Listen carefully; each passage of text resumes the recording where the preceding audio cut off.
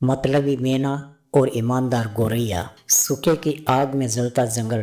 कल्पना कीजिए, एक ऐसा जंगल जहां हरी पत्तियां सूखी लाशों की तरह गिर रही है, नदी की जगह धूल का मैदान बसा है और पक्षी अपनी चहचहाट भूलकर सिर्फ सिसकियां भर रहे हैं। सूरज आग की लपटों की तरह जल रहा है और हर तरफ मौत का साया मंडरा रहा है। लेकिन इस अंधेरे में दो पड़ोसी पक्षी, एक चमकदार काली मैना और एक सादी सी गोरैया, अपनी किस्मत के आगे लड़ रही है। क्या स्वार्थ की चमक टूटेगी या ईमानदारी की रोशनी सब कुछ बदल देगी? आइए इस कहानी में उतरें जहां हर पता एक सबक छिपाई बैठा है। एक घने और हरे भरे जंगल में नदी के किनारे एक विशाल बरगद का पेड़ था। ये पेड़ जंगल का राजा था। उसकी जड़ें जमीन में गहरी धंसी हुई, शाखाएं आसमान को छूती और छाया इतनी घनी कि गर्मियों में भी ठंडक मिलती। इस बरगद पर बहुत से पक्षियों के घोंसले थे। कौवे, तोते, बुलबुल सब यहीं बसते थे। लेकिन सबसे ऊपर की डाल पर दो खास पड़ोसियों के घर थे। एक थी मैना और दूसरी थी टोनी गोरैया। मीना मैना देखने में बहुत सुंदर थी। उसके पंख काले चमकदार थे, जैसे रात का आसमान तारों से सजा हो। उसकी चोंच चमकीली लाल थी और आंखें इतनी तेज कि दूर से ही सबको डरा देती। लेकिन उसका मन उसकी सुंदरता जैसा नहीं था। मीना मतलबी थी।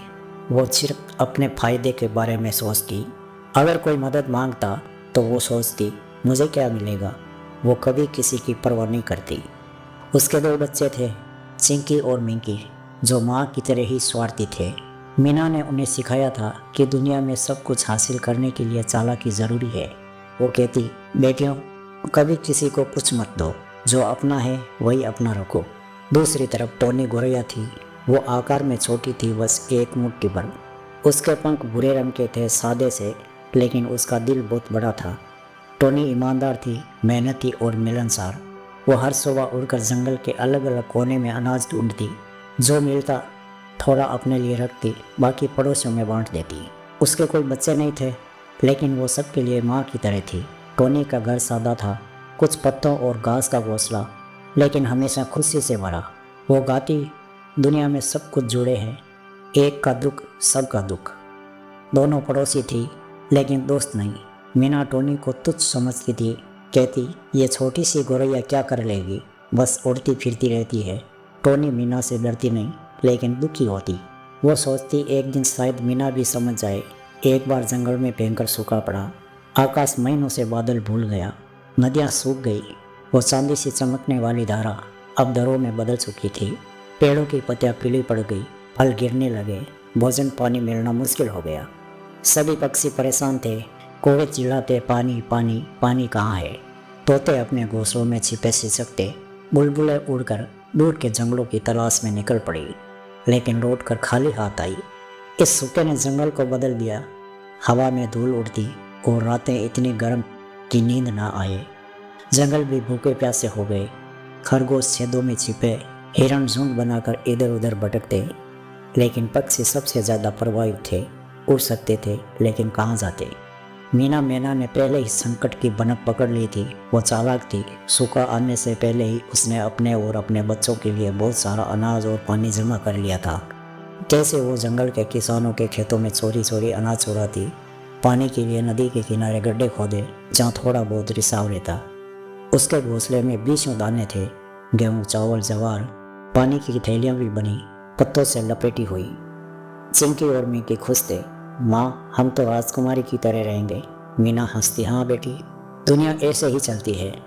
जब टोनी गोरैया, जिसके पास सिर्फ थोड़ा सा ही दाना बचा था, मीना के पास मदद मांगने गई, टोनी का घोंसला खाली हो चुका था।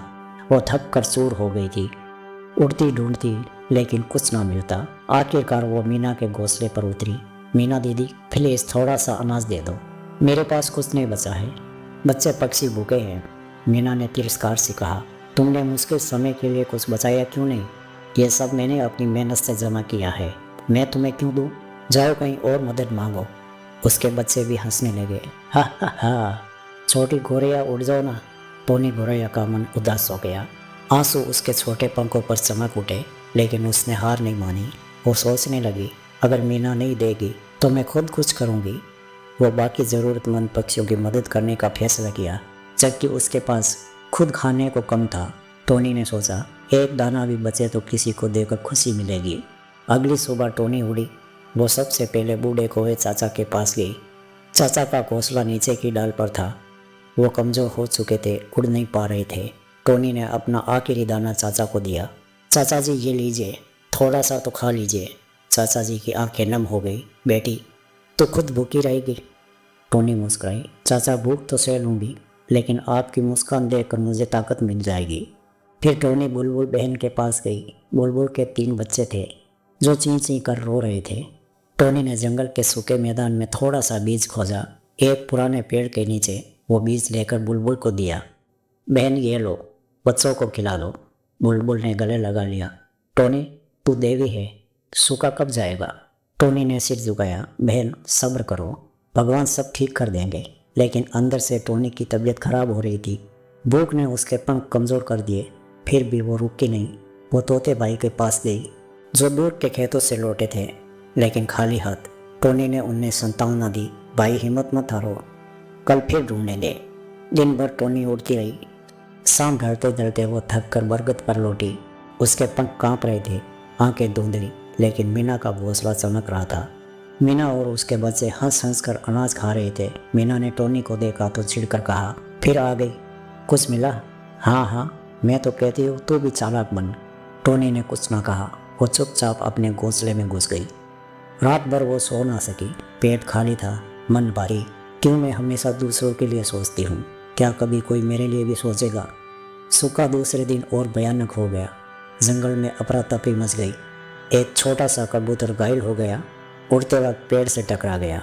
टोनी ने उसे देखा तो दौड़ कर गई उसके पास। उसने अपने पंख से कबूतर को सहारा दिया और घोंसले तक पहुंचाया। भाई घबराओ मत, मैं दवा ढूंढ कर लाऊंगी।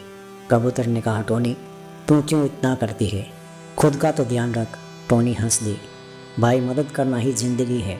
उधर मीना आराम से रह रही थी, लेकिन धीरे धीरे उसके स्टॉक कम होने लगे। बच्चे ज़्यादा खा रहे थे। मीना चिड़चिड़ा हो गई।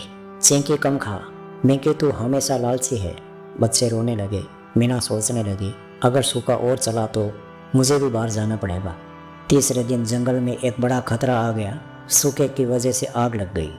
दूर के मैदान में घास जलने लगी और हवा ने आग को जंगल की तरह मोड़ दिया। लपटें ऊंची ऊंची उठी, धुआं घना हो गया। पक्षी चीखने लगे, आग आग आग। कौवे उड़ने लगे, लेकिन कमजोरी से गिर पड़ते। बुलबुल बच्चे लेकर भागी, लेकिन धुआं उन्हें घेर लिया। टोनी ने आग देखी तो दिल बैठ गया, लेकिन वो भागी नहीं। वो चिल्लाई, सब इकट्ठा हो जाओ, नदी की तरफ भागो। वो सबसे पहले बूढ़े कौवे को उठाया। चाचा पंख फैलाओ, मैं सहारा दूंगी। चाचा भारी थे, लेकिन टोनी ने हिम्मत नहीं हारी।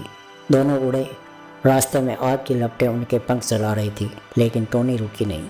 फिर टोनी ने बुलबुल के पास पहुंची। बुलबुल बच्चों समेत फंसी थी। टोनी बचाओ। टोनी ने एक बच्चे को चोंच से पकड़ा, दूसरे को पंख से ढका। बहन मेरे पीछे आओ। वो उड़े।